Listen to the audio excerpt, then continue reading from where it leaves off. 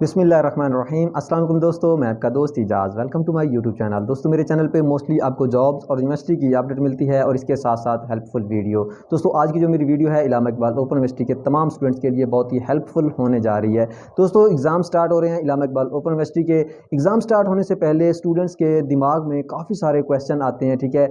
तो काफ़ी सारे स्टूडेंट्स ने कमेंट्स बॉक्स में क्वेश्चन किए हैं, तो मैंने सोचा क्यों ना इन सब क्वेश्चन को मिला के एक वीडियो पैगाम आप लोगों तक पहुंचा दूं, ताकि जिन स्टूडेंट्स को पता है, ठीक है, वेल एंड गुड, जिन स्टूडेंट को पता नहीं है तो उनको भी पता चल जाए, ठीक है। तो दोस्तों यहाँ पे काफ़ी सारे क्वेश्चन आए हैं, ठीक है। पहला क्वेश्चन ये है कि जो जवाबी कापी होगी, आंसर शीट होगी, उसके ऊपर अपना हमने रोल नंबर लिखना है या फिर स्टूडेंट आईडी लिखनी है। पहला क्वेश्चन तो ये है, ठीक है। सेकंड क्वेश्चन कि क्वेश्चन का जो आंसर है, ठीक है, वो हमने कितना लिखना है, कितने पेजेस का लिखना है, या फिर कम से कम कितना होना चाहिए या फिर ज़्यादा से ज़्यादा कितना होना चाहिए, ठीक है। इसके बाद आता है थर्ड क्वेश्चन ये है कि जवाबी कापी के साथ जो आंसर शीट मिलनी है, ठीक है, अगर वो ख़त्म हो जाए तो क्या एक्स्ट्रा शीट मिलेगी या नहीं मिलेगी, ठीक है। और इसके बाद जो हमारे पास चौथा क्वेश्चन है, क्या हम कमरा इम्तिहान में मोबाइल का यूज़ कर सकते हैं या नहीं कर सकते, मोबाइल लेके जा सकते हैं या नहीं लेके जा सकते, ठीक है। और लास्ट क्वेश्चन ये है कि क्या हम पेपर उर्दू में या फिर इंग्लिश में अटैम्प्ट करना होगा, ये भी डिफरेंस बताना है कि उर्दू में कैसे अटैम्प्ट कर सकते हैं या नहीं कर सकते। तो दोस्तों बगैर टाइम वेस्ट किए चलिए चलते हैं अपने मेन मकसद की तरफ। हाँ, लेकिन इससे पहले मेरे चैनल को लाजमी सब्सक्राइब कर दें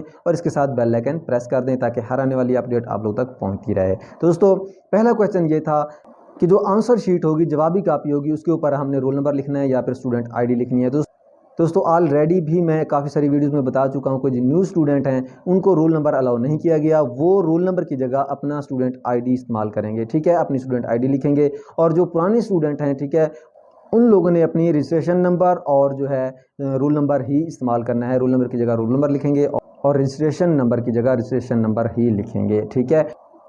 ये बात आई थिंक आप लोगों को क्लियर हो गई होगी। तो दोस्तों नेक्स्ट क्वेश्चन क्या था? नेक्स्ट क्वेश्चन ये था कि हम किसी भी क्वेश्चन का कितना आंसर लिख सकते हैं, ठीक है, कितने पेजेस का आंसर होना चाहिए। दोस्तों अगर आप लोगों का सवाल जो है 20 नंबर का है तो आप लोगों को मैं सजेस्ट करूंगा कि 10 से 15 हेडिंग्स होनी चाहिए आप लोगों के एक क्वेश्चन में। बाज़ का ऐसा होता है कि हेडिंग क्वेश्चन जो है उसके 2 जुज़ बने होते हैं, तो आप लोगों ने क्या करना है, एक जुज़ की 6 से 7 हेडिंग्स बना लेनी है और दूसरा जुज़ है उसकी 6 से 7 हेडिंग्स बना लेनी है।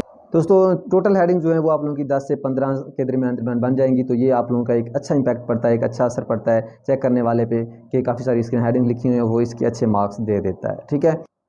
हाँ, इसके बाद जो तीसरा क्वेश्चन है वो ये था कि एक्स्ट्रा शीट मिलती है या नहीं मिलती। तो दोस्तों ये जो आंसर शीट होती है काफ़ी बड़ी होती है, इसमें काफ़ी सारे पेजेस होते हैं, ठीक है, ये आसानी से ख़त्म नहीं होती। हाँ, अगर फिर भी ख़त्म हो जाए तो एक्स्ट्रा शीट नहीं मिलती, इस बात का ख्याल रखना है, ठीक है। आप लोगों ने जो क्वेश्चन लिखना है उसकी जो है हेडिंग्स देनी है, ठीक है, उसका थोड़ा बहुत एहतियात करते रहना है कि हमारी शीट जल्दी ना ख़त्म हो जाए, ठीक है। हाँ, बाकी ख़त्म होने को नहीं होती, ठीक है, ख़त्म नहीं होती आसानी से, काफ़ी सारी शीट्स में पेजेस काफ़ी सारे होते हैं, पर ये इस बात की परेशानी नहीं रखनी।